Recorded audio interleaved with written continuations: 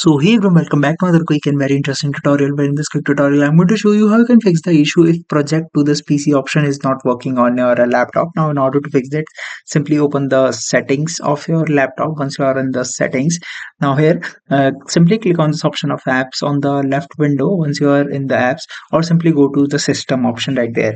Now here, when you go to this option of project to this PC, you'll find that this option is disabled. Might be in your case, or it shows something like this. Now, in order to fix that, simply search for optional feature in the settings.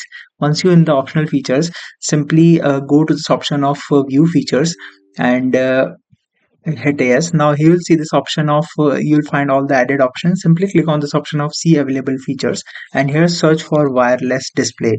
You'll find this option. Simply add it and hit add. Now once you do that, it will take some time. Add it to your windows and that's definitely gonna fix your issue. Now you're easily able to project your phone to the laptop. Alright, so that's it for this tutorial. I hope this video will be helpful for you. Make sure to hit the like button and subscribe button for more such helpful and interesting tutorials.